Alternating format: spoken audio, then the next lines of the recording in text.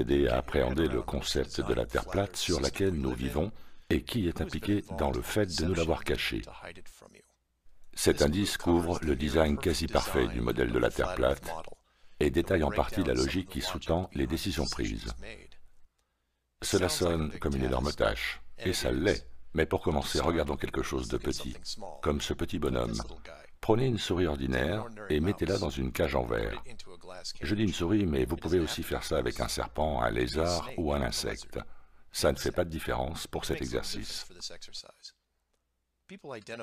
Les gens s'identifient à la souris car ils ont l'habitude de les voir comme cobayes dans les laboratoires. La souris a une bonne image. Elle est vue comme innocente et inoffensive. Le parfait sujet pour des tests. Je n'ai encore jamais vu personne avoir un problème avec les souris de laboratoire. Donc, on met la souris dans la cage pour la première fois et la réaction est toujours la même.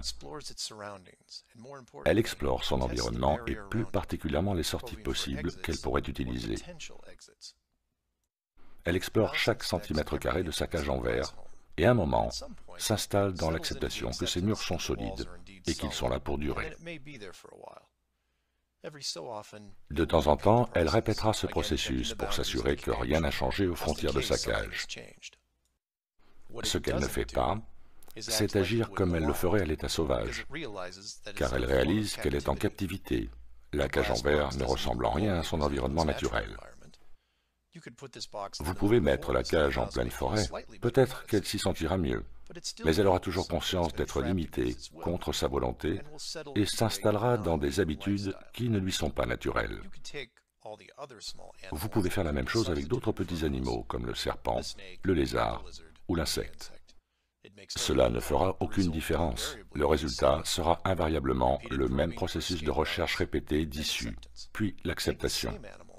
Maintenant, prenez le même animal et mettez-le dans une réserve sauvage protégée de 160 km², entourée d'une barrière similaire à celle de sa cage. L'animal ne se mettra pas à chercher et à tester les frontières de la réserve, principalement parce qu'il ne les voit pas. Il peut se passer des jours, des semaines avant qu'il ne rencontre la limite. La routine d'un animal est ce qu'elle doit naturellement être. Manger, dormir, se reproduire. Il fait ce qu'il ferait dans la nature. Si un jour il s'approche de la barrière, il se peut qu'il soit curieux, mais toute anxiété sera vite dissipée dès qu'il retournera dans la vaste étendue sauvage d'où il est venu. Une clôture dans une réserve ne pose pas de problème aux animaux, car sa taille est minuscule par rapport à l'étendue de la réserve, donc s'y attarder n'a pas de sens. On assume ici que la clôture est suffisamment haute pour décourager les bêtes à plumes de s'échapper, profonde pour barrer le passage des rongeurs, et pour hermétiquement clore toute étendue d'eau, bloquant le passage des animaux aquatiques. Le point important ici, c'est que toutes les créatures vivant dans cette grande réserve protégée ne seraient pas du tout gênées par la clôture si elles la rencontraient. Toutes, à leur manière, auront un haussement d'épaule et continueront avec leur vie. Par contre, si vous prenez un humain, homme ou femme, et ce, quelle que soit leur éducation, et que vous les mettiez dans la même réserve, la réponse est totalement différente. Quand l'humain approche de la clôture, il ne la voit pas comme une distraction. Il s'arrête, il se demande, et plus important, il se pose des questions à lui-même ou aux autres. Pourquoi une clôture ici? Jusqu'où va-t-elle? Peut-on creuser dessous, ou passer par-dessus, ou la contourner? Vous pouvez imaginer le type de questionnement, mais au bout d'un moment, une question plus pressante va prendre la tête de la liste. Qui l'a construite? Et c'est ce qui change non seulement le type de questionnement, mais aussi comment l'être humain voit son monde. La réserve sauvage va soudainement lui apparaître plus petite. Chaque nouvelle clôture découverte réduira artificiellement l'étendue initialement perçue, même si ses dimensions n'ont pas changé. En peu de temps, la préservation de son habitat va perdre de son importance. La clôture, c'est l'inconnu, c'est la peur. Elle provoque d'intenses spéculations chez lui. Au long cours, l'importance de son habitat va encore diminuer à cause de cette clôture, et la raison de l'obsession que celle-ci provoque est simple. C'est là, c'est réel, il peut la voir et peut-être même la toucher. Ajoutez d'autres humains à l'équation et vous augmentez la disparité de la situation par ordre de grandeur. Avez-vous vu la clôture? Savez-vous depuis combien de temps elle est là? Connaissez-vous quelqu'un qui l'ait franchie? Elle était là avant nous. Qui en est responsable? Que peut-on faire pour amadouer ceux qui l'ont mise? Vous pouvez voir jusqu'où cela peut aller. L'hystérie collective à effet durable s'installe parmi la population et prend racine. La clôture est plus grande, plus ancienne et plus intelligente qu'ils ne le sont. Ça les force à l'humilité, ça les met en colère, et c'est permanent. Y a-t-il un pouvoir plus fort que ça? Ce n'est peut-être pas Dieu, mais cela y ressemble. Aucune civilisation, quelle que soit sa technologie, sa discipline ou son âge, ne pourrait supporter sa présence, car pour la psyché humaine, il y a trop de questions sans réponse. Donc la vie ne pourrait progresser normalement. Pour résumer, une réserve sauvage protégée fonctionnerait pour 99,99% de toutes les formes de vie sur Terre. Pour les humains, cependant, il faudrait faire quelques modifications, ou alors juste une, mais majeure. Regardons quelques exemples de la manière de le faire et ensuite on développera. Le premier exemple d'échec se trouve dans le film Dark City de 1998. C'est un bon exemple pour avoir la bonne approche. Le préambule ici est le suivant. Une race supérieure crée de petites zones de terre plate entourées d'un dôme. Cependant, la conception est défaillante, car les villes sont construites jusqu'à la limite du bord extérieur sans marge d'erreur. Pour compenser ce fait, ils altèrent régulièrement la mémoire de la population, supprimant de facto toute enquête sur le long terme. Cependant, il y a toujours des anomalies dans les films, comme l'officier de police qui réalise que malgré qu'il se souvient être allé à un endroit nommé Shell Beach, il ne lui est pas possible de l'atteindre car Shell Beach se trouve dans le monde extérieur et n'a donc jamais existé. Il ne cesse de tourner en rond dans cette ville circulaire sans issue. À la fin, un autre homme, le héros du film, arrive à l'extrémité du dôme, s'empare de la technologie des êtres supérieurs et crée un océan qui aurait dû se trouver là. Passons maintenant à un film sorti juste 4 mois plus tard, appelé The Truman Show. Immanquablement, tous les adeptes de la Terre plate auront un vif intérêt pour ce film d'un point de vue technique. Le scénario est dans les grandes lignes identique à Dark City, mais d'une manière beaucoup plus réaliste. Un plateau de télévision géant, construit de telle sorte que le monde extérieur puisse observer une personne mener sa vie, sans savoir qu'elle vit sur une Terre plate entourée d'un dôme. Ce film a plusieurs niveaux d'intérêt, dont l'architecture. Utilisant le modèle existant d'une petite ville bordée d'un côté par un grand lagon et une nature sauvage, et de l'autre par un océan en apparence immense. Bien que mieux que celle de Dark City, elle a ses défauts. Le premier est qu'elle ne dépasse pas 32 km de large, et que, malgré que le désir de Truman de voyager était réprimé, il y avait toujours une possibilité qu'il puisse s'aventurer sur les bords, ce qui est la fin du film. Mais ça a marché, car Truman croit au scénario. Il y est né et a vécu 30 ans, sans se douter de quoi que ce soit, ce que l'on peut dire de chacun d'entre nous. Et s'il n'y avait pas eu d'erreur dans le scénario dont le studio a été victime, alors le show n'aurait jamais cessé. Cela crée des scénarios hypothétiques,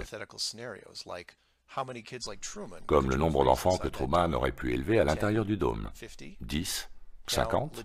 En termes de logistique, cela peut être problématique de surveiller autant d'enfants, surtout lorsqu'ils grandissent. Mais avec assez de dextérité, cela peut se faire. Une fiction identique fut réalisée dans le film Le Village en 2004, et même si le résultat fut très tortueux, le scénario était tout à fait réaliste.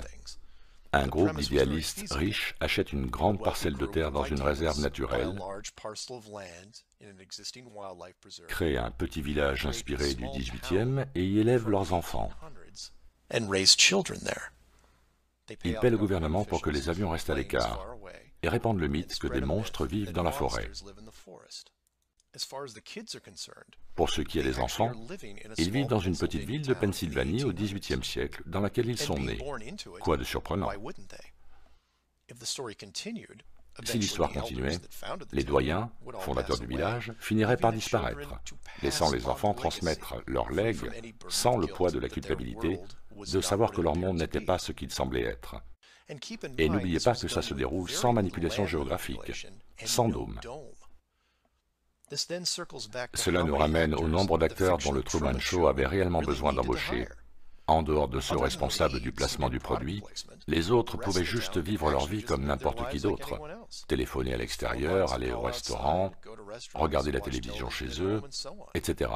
Mais je digresse. En admettant que la technologie soit disponible, combien de gens comme Truman pourrait-on garder dans un dôme, disons de la taille d'un État, de plusieurs centaines de kilomètres de large, peut-être même un millier? Et si la taille du dôme peut suivre une telle échelle, alors on parle de millions de kilomètres. Mais quand on atteint cette taille, quelque chose d'intéressant se produit. On n'a plus besoin d'acteurs. Ça a commencé comme un village, et juste en quelques générations, tout le monde a oublié, et chacun s'autocontrôle. Cela ne vous semble-t-il pas familier? En fait, plus le monde fermé est grand, moins il est nécessaire de le micromanager. Plus c'est grand, plus c'est facile. On en revient à la modification nécessaire à la race humaine. Pour faire vivre le mythe, tout en supprimant la supercherie des monstres dans les bois, ou l'idée qu'il est impossible d'aller à Shell Beach, vous introduisez le renforcement négatif graduel, ce qui crée l'illusion du choix. Disons par exemple que Truman navigue sur son bateau comme d'habitude, mais que cette fois, la taille du dôme, et donc de l'océan, est 2 fois plus grande. Quelle distance devra-t-il parcourir avant d'avoir faim, soif ou d'être épuisé? La fin du film serait alors dans le doute.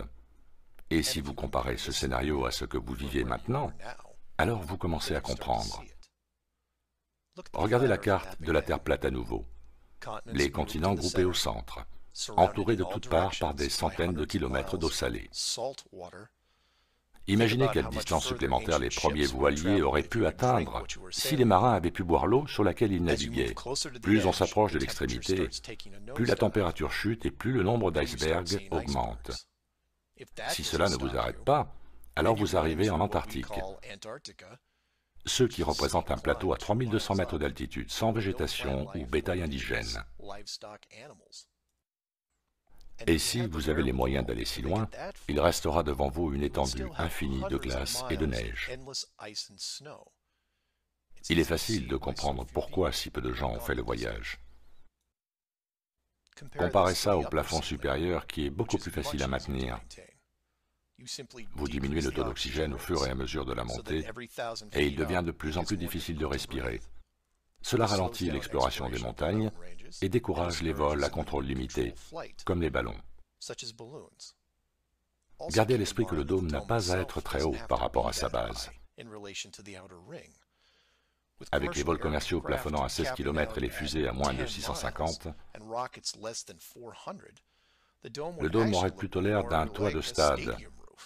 Tout dépend de comment vous placez la Lune, le Soleil et les étoiles.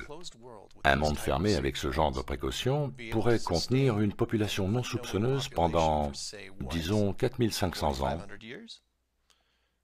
Ensuite, vous pouvez introduire le modèle du globe dans la communauté scientifique, avant que les progrès technologiques atteignent un niveau qui permette la découverte. Et 500 ans plus tard, nous voilà devenus une civilisation à l'intérieur d'une étonnante structure, vacant à nos occupations, pendant que les autorités se tiennent aux portes, craignant les conséquences d'une révélation. Faites vos propres recherches, qui peut vous aider à appréhender le concept de la Terre plate sur laquelle nous vivons et qui est impliqué